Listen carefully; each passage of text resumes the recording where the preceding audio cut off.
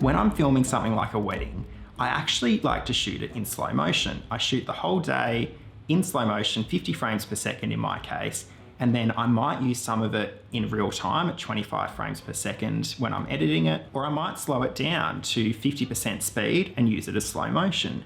And I do this because on a day like a wedding, I actually like having the flexibility of being able to slow down any moment, even though I do not like editing and using all of the footage in slow motion, as I think that this allows the greatest flexibility to capture what's happening and show it in a useful way. If there's a moment and you only happen to capture 1 second of it, I'd much rather be able to drag that out to 2 seconds in the edit so that it can actually be used, rather than having a 1 second clip that you probably can't put into an edit. So that's my logic behind it. But this raises the question, what shutter speed should I be filming at? Because the general rule is that you should double your frame rate to get your shutter speed. But does that apply when you're filming something at 50 frames per second and then playing it back at 25 frames per second? In a previous video, I talked about how I do this, and somebody left a comment asking what shutter speed you should use in this instance. So I wanted to talk a little bit about that today. So what is shutter speed? Shutter speed, or shutter angle, is the amount of time that each frame of a video or a motion picture is exposed. So typically when we're talking about cinema, we're talking about images that are running at 24 frames per second. And if we think of each of these frames as an individual image, they all have to be exposed for a certain amount of time.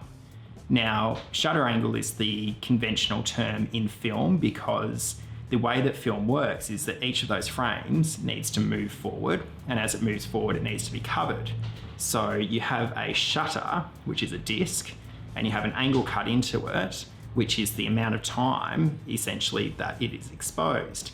And it's darkened so that the frame can progress, because if the frame wasn't covered from light while it was progressing, you'd end up with this awful motion blur. You wouldn't actually get a good image. Because the film needed time to move forward between each frame within each second, half of the disc needed to be covered, 180 degrees of the 360-degree circle. So the maximum size of a shutter was 180 degrees. And so this has become what we associate with cinema, the cinematic motion blur. And today, with digital cameras and DSLRs and mirrorless cameras and cinema cameras, we try and emulate this look because it's what we're used to with over 100 years of cinematic history. That's not to say this is the only shutter speed that's used in cinema, but it's what we associate with cinema. So this is what we're trying to achieve when we talk about cinematic motion blur. When we think about still photography, shutter speed's actually used in more creative ways. We use a faster shutter speed if we're trying to capture something in motion and freeze the moment, or sports. And we might use a slower shutter speed to achieve a look like water flowing over a waterfall. But in video and motion pictures, cinematography, we tend to keep it exactly the same all of the time to achieve a certain look. And I think this is an interesting thing that we do, where we don't actually allow ourselves to use this tool. The shutter is actually a tool we can use for exposure, getting the exposure that we want, and it's a tool we can use creatively. So always having it fixed to the same shutter speed is actually limiting what we can do. Now, shutter speed is the metric that we use when we're talking about photography, and it's become a term that we're using more often with cinema cameras and video production and all of these things, especially since DSLRs started becoming more popular. People started filming things on stills-based cameras, and also more modern video cameras tend to use the fraction of a second shutter speed as the metric, but a shutter angle and a shutter speed are referring to the same thing, but in a slightly different way. So if we talk about 25 frames per second, which is what I typically use being based in Australia, it's a power region, so this is what we use on television, all these things. It's interchangeable with 24 frames per second or 30 frames per second, but 25 is just a bit easier for me. When we're filming at 25 frames per second, the general rule that you hear is double your frame rate to get your shutter speed, so you'd shoot at 1/50th of a second shutter speed. And this is equivalent to a 180 degree shutter angle, because if we think about our frame rate as a fraction of a second, 25 frames per second, each of those frames can be there for up to 1/25th of a second. So if we're shooting at 1/50th of a second, that's half the amount of time that each frame can possibly be exposed. So therefore a 180 degree shutter. So to jump between shutter angle and shutter speed, there's a couple of formulas we can use. So we need to know what the frame rate is, then we can use these calculations to figure out what the shutter speed or shutter angle is depending on what we're trying to get to and from, and that's how shutter angle and speed relate to each other. But back to the original question, does the rule of doubling your frame rate to get your shutter speed hold up when you're shooting slow motion and intending to use it both as live action or slow motion? So let's think about how the slow motion works when we're sometimes using it as slow motion and sometimes using it as real time.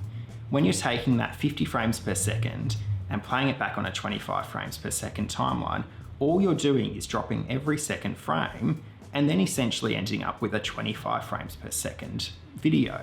So if we were to shoot that at 1/50th of a second shutter speed while it was filming in 25 frames per second or 50 frames per second, if we're displaying it in a 25 frames per second timeline, there is actually no difference. It's going to look exactly the same. The motion blur is going to be the same amount. But this raises the question, when we're playing back footage at 50% slow motion, do we want it to have the same amount of motion blur per frame as if it was playing back in real time, or do we want it to be less? And I tend to think that this is actually a creative choice that we can make. I think typically when we're filming slow motion, we're actually trying to film something that's happening really quickly and we're trying to freeze a moment. So something like sports or action, we're trying to exaggerate the time. So going for a faster shutter speed or a smaller shutter angle in that instance is actually what we want.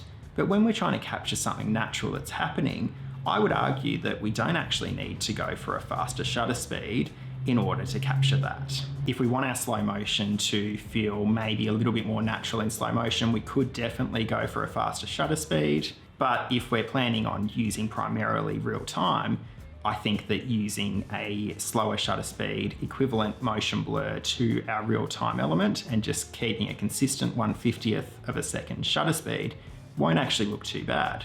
But this of course raises another question. Do we need cinematic motion blur? And the answer is simply no. We can actually use different shutter speeds whenever we want to. I think that the rule of doubling your frame rate to achieve your shutter speed is a great place to start. And if you use that as your baseline, you're going to be pretty set. But it shouldn't be something that we exclusively use and never question. And especially something like an event or wedding video, you don't actually need it to necessarily look cinematic the whole time. I know, controversial, but it's a tool we can use to get the exposure that we need. If we've just walked outside and don't have time to put on an ND filter, you can just put the shutter speed up and then you're going to get exposure, not an overexposed image. Sure, it's going to look a little bit more choppy in the motion, but is that worse than an overexposed shot you can't use? And I would say no. So do we need every image to look cinematic? I don't think so. The cinematic motion blur that we're all used to and we use as our baseline is definitely a great place to start. But I think that we can use different shutter speeds. Obviously going slower in your shutter speed is a little bit more risky, especially if you're handheld, because it will look blurrier. I think that baseline of doubling your frame rate to get your shutter speed is definitely a good place to start, but you can definitely go faster and you can go slower for effects too. When I'm filming something like a wedding, I sometimes on the dance floor will put my shutter speed way down and even lower than the equivalent of 360 degrees. And you get some really crazy effects by doing that. And you can use it as a creative tool. It's just another tool in your arsenal to achieve a certain look or achieve something. So you can definitely play with it. And I encourage you to try it yourself and actually see what the results are. It's not just something that always has to be fixed to the same thing. Obviously, if you're filming a movie, it's a great place to stick to because it's what we're used to when we're watching cinema. But even then, it's not actually fixed. You can play with it. And people use it in like action scenes, they'll put their shutter speed up, but that's not the only time that it can be done. And when you're filming something fast paced, using your shutter as an exposure tool can be very useful because I would much rather put my shutter speed up and get more jagged motion, but have something in exposure than an unusable shot. So short answer to the question, when we're filming at something like 50 frames per second, but intending to sometimes use it as live action and sometimes use it as slow motion, I think we can safely stick to the double your frame rate to get your shutter speed rule as a general rule of thumb. That's fine.